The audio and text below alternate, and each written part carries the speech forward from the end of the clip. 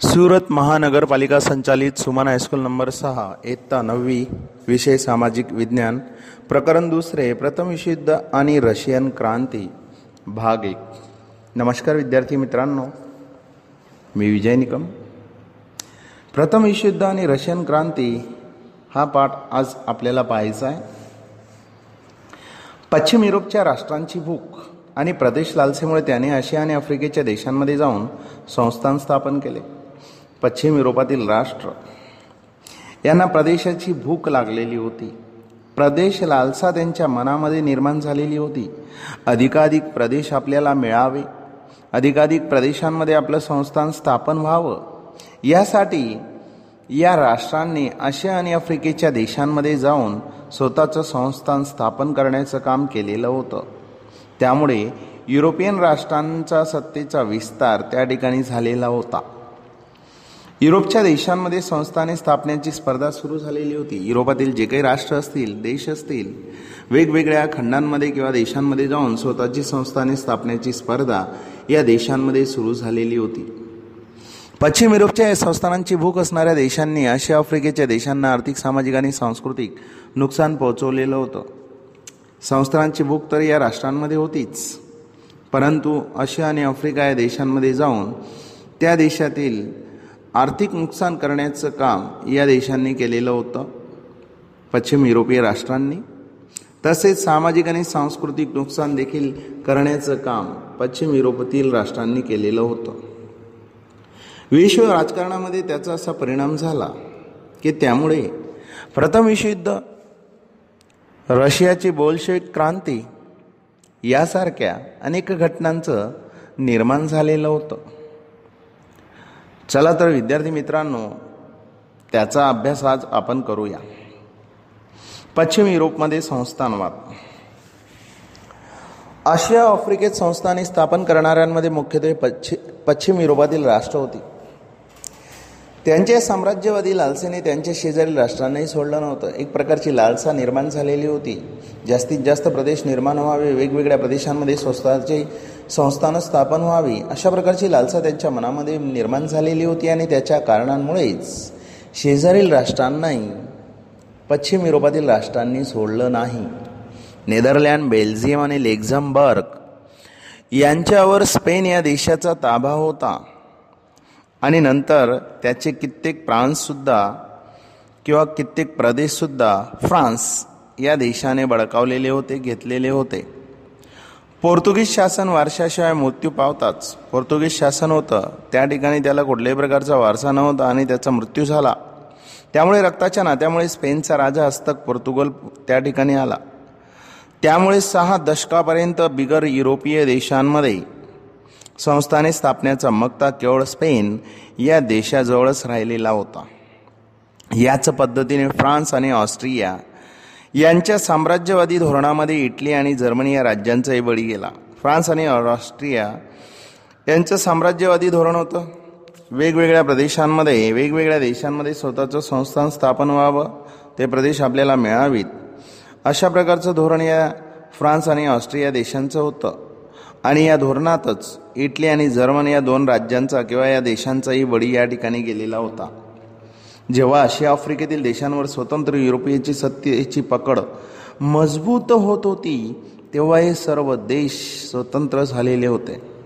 त्यांनी त्यांच्या पूर्वीचे जे काही सत्ताधारी होते त्यांचा मार्ग अवलंबला, अनुसरला आणि आशिया आफ्रिकेतील अनेक राज्यांना गुलाम बनवण्याचं काम त्यांनी केलेलं होतं। आशियामध्ये संस्थानवाद। इंग्लंडने भारतात मजबूत पाया घातल्यानंतर भारताचे शेजारील देश श्रीलंका, म्यानमार, सिंगापूर आणि मलेशिया या ठिकाणी सुद्धा साम्राज्य स्थापन करण्याचं काम इंग्लंड या देशाने केलेलं होतं। भारतावर तर नियंत्रण मिळवलंच, श्रीलंका, म्यानमार, सिंगापूर, मलाया या ठिकाणी सुद्धा स्वतःचं साम्राज्य स्थापन करण्याचं काम इंग्लंड या देशाने केलेलं होतं। त्यानंतर इंग्लंडने चीन या देशामध्ये प्रवेश केला। अफूचा व्यापार त्या ठिकाणी होत होता। अफूच्या व्यापारामुळेच इंग्लंड आणि चीन या देशांमध्ये युद्ध झालेली होती। 1839 ते 42 या काळादरम्यान जी युद्ध झाली त्या युद्धांना इतिहासामध्ये अफू-विग्रह म्हणून ओळखले जाते. या युद्धांमध्ये चीनचा पराभव झालेला होता आणि इंग्लंड या देशाचा विजय झालेला होता. इतर 5 बंदरंसुद्धा व्यापारासाठी इंग्लंडला मिळालेली होती आणि त्यामुळेच इंग्लंडच्या सत्तेमध्ये वाढ झालेली होती. चीन दुर्बल झालेला होता आणि या दुर्बलतेचा फायदा घेऊनच Japan, Russia, Germany, France, Belgium आणि अमेरिकेनेही व्यापारी आणि राजकीय अधिकारी चीनकडून मिळवलेले होते. पश्चिम आशियाच्या वाळवंटी म्हणजेच रण प्रदेशामध्ये विशाल प्रमाणात विपुल प्रमाणात खनिज तेल मिळत होतं आणि या खनिज तेलाने युरोपीय प्रजेला संस्थाने स्थापन करण्यासाठी आकर्षित करण्याचं काम केलेलं होतं. त्यामुळे इंग्लंड, जर्मनी, रशिया आणि अमेरिकेने Iran, Iraq, Kuwait, Saudi Arabia आणि बहरीन या ठिकाणी तेल कंपन्यांची स्थापना केली. पश्चिम युरोपियन राष्ट्रांनी या इराण, इराक, कुवेत आणि सौदी अरेबिया आणि बहरीन या देशांमध्ये स्वतःचं तेल कंपन्यांची स्थापना केली आणि स्वतःच्या हिताचं रक्षण करण्याचा प्रयत्न या देशांनी केलेला होता. आफ्रिकेमध्ये संस्थानवाद. 15व्या शतकाच्या शेवटच्या भागात आफ्रिकेच्या दक्षिण भागात सर्वप्रथम डचांनी स्थापन केलेलं होतं. डचांनी स्वतःचं संस्थान स्थापन करण्याचं काम या ठिकाणी केलेलं होतं आफ्रिका या खंडामध्ये. त्यानंतर इंग्लंड या देशाने केप आणि फ्रान्सने उत्तर आफ्रिकेच्या अल्जेरियामध्ये व्यापारी केंद्र स्थापन केलेलं होतं व्यापार करण्यासाठी. औद्योगिक क्रांती झाली आणि औद्योगिक क्रांतीमुळेच कच्च्या मालाची प्राप्तीसुद्धा जास्त होऊ लागली. उत्पादित मालाच्या विक्रीसाठी आफ्रिकेचा विशाल प्रदेश अनुकूल वाटत होता की जे उत्पादन होत असेल तर ते उत्पादित माल विक्री करायची असेल तर त्यासाठी एक फार मोठी बाजारपेठ त्यांना मिळालेली होती. म्हणजेच आफ्रिकेचा विशाल प्रदेश त्यांना अनुकूल वाटत होता. युरोपीय देशांदरम्यान विविध ठिकाणी संस्थाने स्थापन करण्यासाठी स्पर्धा सुरू झालेली होती. युरोपातील जी काही राष्ट्र असतील त्यांना वेगवेगळ्या देशांमध्ये स्वतःचं साम्राज्य निर्माण करायचं होतं, संस्थाने स्थापन करायची होती. म्हणून या युरोपियन राष्ट्रांदरम्यान संस्थाने स्थापन करण्याची स्पर्धा सुरू झालेली होती. बेल्जियमचा राजा लिओपोल्ड याने कांगोच्या विशाल प्रदेशाचा ताबा घेतलेला होता आणि ताबा घेऊनच स्वतःची सत्ता स्थापन करण्याचं काम केलेलं होतं. इंग्लंडने इजिप्त, पूर्व आफ्रिकेतील अनेक प्रदेश तसेच दक्षिण आफ्रिकेतील देश प्रदेशांमध्ये स्वतःची केंद्रेसुद्धा स्थापन करण्याचं काम केलेलं होतं. फ्रान्स या देशाने ट्युनिसिया, मोरोक्को आणि पश्चिम आफ्रिकेतील प्रदेशांमध्ये स्वतःचं राज्य स्थापन केलेलं होतं. जर्मनीने पूर्व तसेच पश्चिमेच्या कित्येक प्रदेशांमध्ये सुद्धा स्वतःचं साम्राज्य विकसित केलेलं होतं, अनेक प्रदेश घेतलेले होते. इटली या देशाने राता समुद्राच्या आजूबाजूच्या आफ्रिकेचे जे काही प्रदेश असतील त्याच्यावर नियंत्रण किंवा ताबा मिळवण्याचं काम केलेलं होतं. स्पेन आणि पोर्तुगाल या देशांनी आफ्रिकेच्या कित्येक प्रदेशांवर नियंत्रण किंवा ताबा मिळवण्याचं काम केलेलं होतं. हे प्रादेशिक प्रदेश होते आणि ते मिळवण्याच्या स्पर्धेदरम्यानच बर्लिन या शहरामध्ये युरोपियन राज्यांची एक परिषद 1884-85 मध्ये झालेली होती. त्यात आफ्रिका या खंडाचे वेगवेगळे प्रदेश या युरोपियन राष्ट्रांनी वाटून घेतलेले होते. अशा पद्धतीने समग्र आफ्रिकेत म्हणजे संपूर्ण आफ्रिका खंडामध्ये जेवढेही देश असतील त्यामध्ये युरोपच्या विविध देशांचं साम्राज्य स्थापन झालेलं होतं. एकीकडे युरोपचे संस्थानांची भूकेली राष्ट्र, त्यांना संस्थान स्थापन करायचं होतं, संस्थानांची भूक होती. अशा प्रकारची जी काही राष्ट्र होती ती आशिया आफ्रिकेच्या प्रदेशांवर स्वतःचं संस्थान स्थापून स्वहस्तक करण्यास प्रयत्न करीत होते. दुसऱ्या बाजूला जर्मनी आणि इटलीमध्ये एकत्रीकरण झालेलं होतं. जर्मनीचे जे काही भाग झालेले असतील त्याचंही एकत्रीकरण झालेलं होतं. इटलीमध्ये सुद्धा एकत्रीकरण झालेलं होतं आणि त्याच्यामुळेच औद्योगिकरण, व्यापारीकरण आणि संस्थानीकरणाच्या स्पर्धेमध्ये हे संपूर्ण राष्ट्र ओढले गेलेले होते. असे या वेगाने बदलत जाणाऱ्या प्रवाहांनी या देशांचं राजकीय आणि आर्थिक सामाजिक शोषण केलेलं होतं. त्यामुळे त्यांचा पूर्णतः विकास त्या ठिकाणी थांबलेला होता. प्रथम विश्वयुद्धाच्या भूमिकेचं निर्माण त्यामुळेच या ठिकाणी झालेलं होतं असं आपण म्हणू शकतो. प्रथम विश्वयुद्धाची कारण. प्रथम विश्वयुद्धाचा काळ 1914 ते 1918 होता. आधुनिक विश्वाची कित्येक हृदयद्रावक आणि अविस्मरणीय घटनांमध्ये प्रथम विश्वयुद्धाचा समावेश म्हणू शकतो की जे आपण कधी विसरू शकत नाही.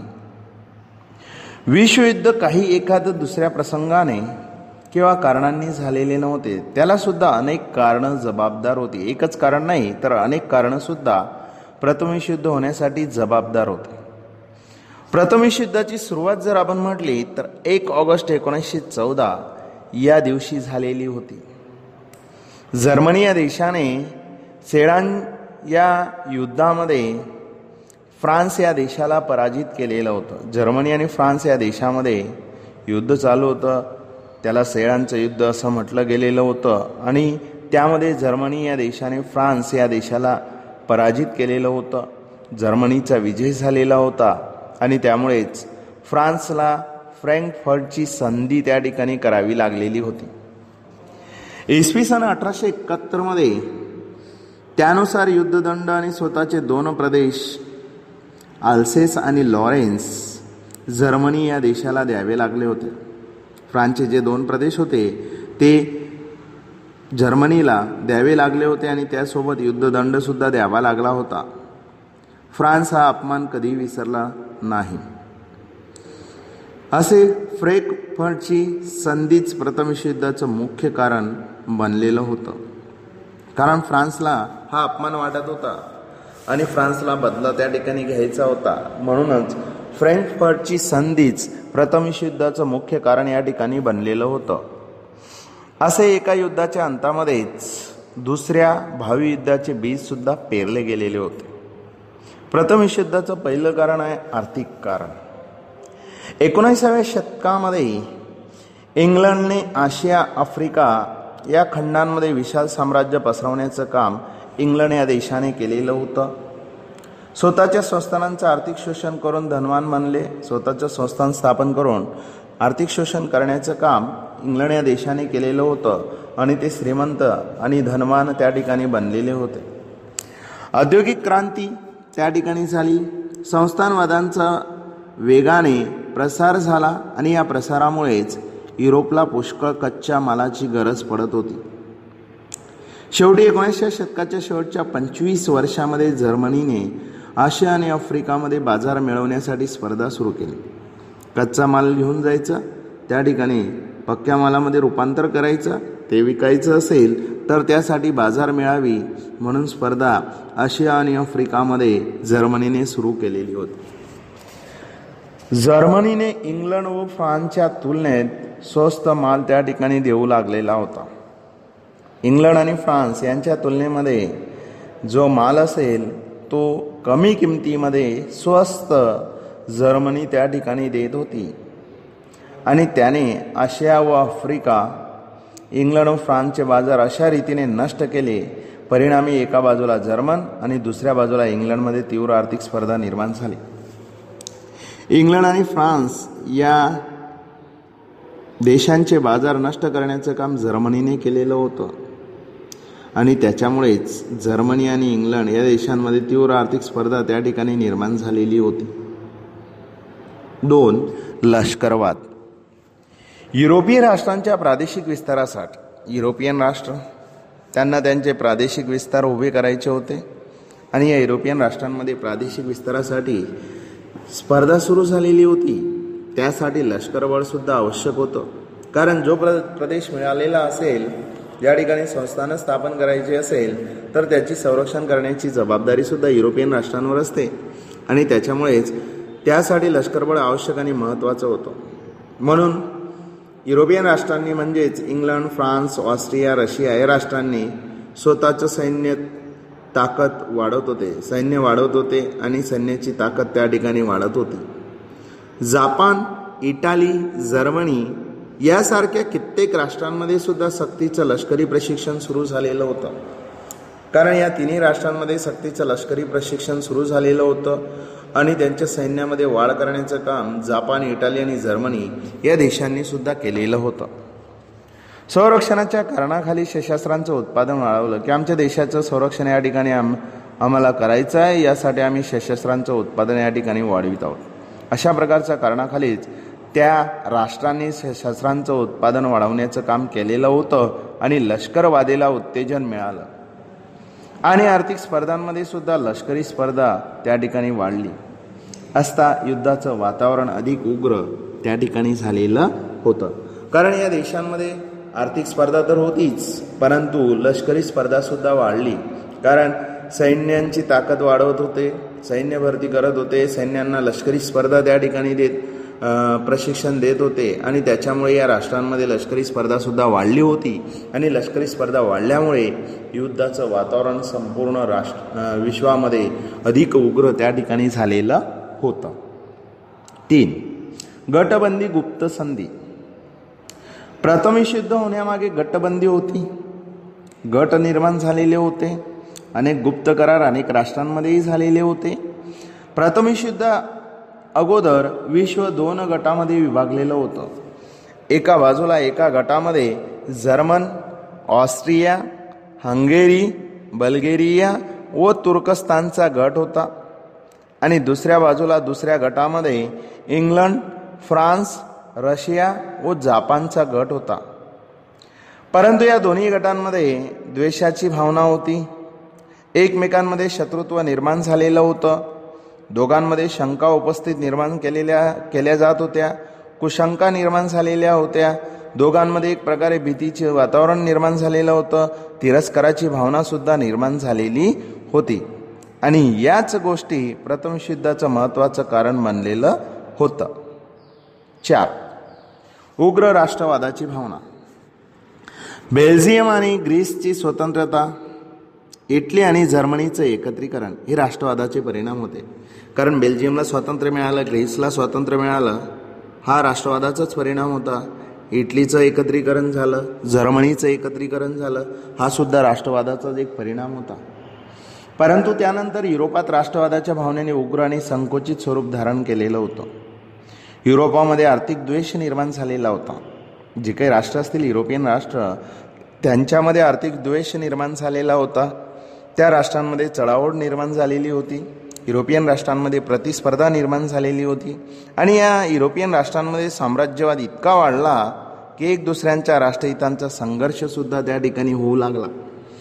युरोपच्या अग्रगण्य राष्ट्रांनी स्वतःच्या प्रजाजनांना उग्र आक्रमक देशभक्तीचे धडे दिले की सर्वप्रथम आपला देश महत्त्वाचा आहे, आपल्या देशाचं आपल्याला संरक्षण करायचं आहे आणि म्हणून स्वतःच्या देशाबद्दल त्या लोकांना प्रेम वाटू लागलं आणि इतर राष्ट्रांबद्दल घृणा निर्माण होऊ लागली.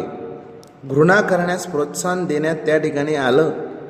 त्यामुळेच जर्मन सम्राट कैसर विलियम दुसरा हा उग्र राष्ट्रवाद आणि साम्राज्यवादाचा प्रणेता होता की आपलं राष्ट्र महत्त्वाचं आहे, या ठिकाणी आपल्याला साम्राज्य वाढवायचं आहे, म्हणून तो उग्र राष्ट्रवाद आणि साम्राज्यवादाचा प्रणेता होता. जर्मन सम्राट कैसर विलियम दुसरा हा महत्त्वाकांक्षी होता आणि म्हणूनच विश्वप्रभुत्वाच्या नीतीला तो मानत होता की संपूर्ण विश्वावर स्वतःचं प्रभुत्व निर्माण व्हावं, अशा नीतीला तो मानत होता. तो स्वतःच्या प्रचंड लष्करी बळाच्या जोरावर स्वतःच्या मनाप्रमाणे करू इच्छित होता.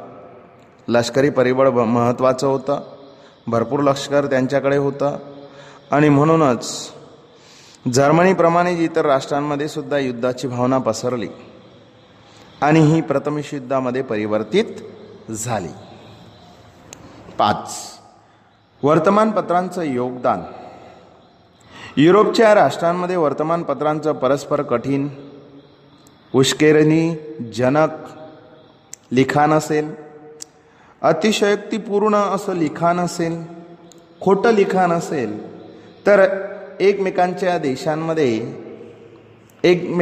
देशांच्या विरुद्ध विष ओकून प्रजेमध्ये शत्रुत्वाची भावना या वर्तमानपत्रांनी वाढवलेली होती. आणि ही शत्रुत्वाची भावना एवढी भडकली की सत्तास्थानी बसलेले लोक शांती स्थापण्यासाठी किंवा समाधान करण्याचे प्रयत्न पण करू शकले नाही, कारण शत्रुत्वाची भावना निर्माण केलेली होती. आणि त्यामुळे सत्तास्थानी बसलेले जे लोक होते त्यांच्यामध्येच शत्रुत्वाची भावना त्यांनी निर्माण केलेली होती वेगवेगळ्या राष्ट्रांविषयी. त्यामुळे ते शांतीसाठी किंवा समाधान करण्यासाठी सुद्धा प्रयत्न त्या ठिकाणी करू शकले नाही. युद्धाविषयी तत्वज्ञान. युरोपात आता युद्ध हेच कल्याण. युरोपियन राष्ट्रांचं एकच म्हणणं होतं, युद्ध हेच कल्याण, युद्ध झाल्यानंतरच कल्याण होईल. अशा नीतीनेच युरोप या खंडामध्ये या नीतीने जोर पकडलेला होता. ट्रॉटस्की सारख्या जर्मन लेखकाने सिद्धांत प्रचलित केलेला होता, शक्तिमानाला जगण्याचा हक्क आहे. जे राष्ट्र शक्तिमान असेल त्या राष्ट्राला जगण्याचा हक्क आहे. अशा प्रकारे त्यांनी हा विचार प्रचलित केलेला होता.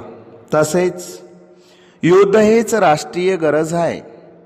नीत्से नावाच्या जर्मन लेखकाने युद्धाला पवित्र कार्य सांगितलेले होते. युद्ध हीच राष्ट्राची गरज आहे, कारण राष्ट्र युद्धामुळेच त्या ठिकाणी शक्तिशाली होऊ शकतो.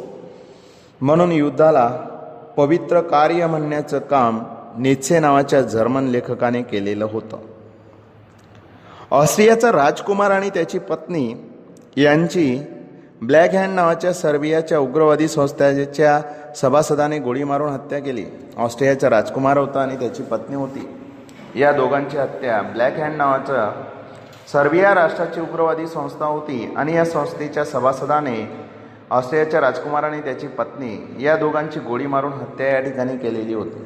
ही जी घटना घडलेली होती, या घटनेमागे सर्बिया या देशाचा हात होता असा आरोप ऑस्ट्रिया या देशाने केलेला होता.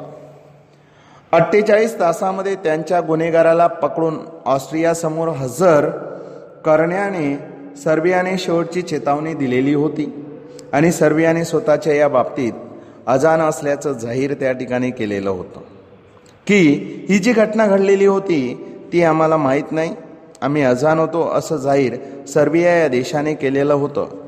ऑस्ट्रियाने सर्बियाचं काही ऐकलं नाही आणि सर्बिया विरुद्ध सरळ सरळ युद्ध जाहीर करण्याचं काम ऑस्ट्रियाने केलेलं होतं आणि यासोबतच प्रथम विश्वयुद्धाचा प्रारंभ झालेला होता.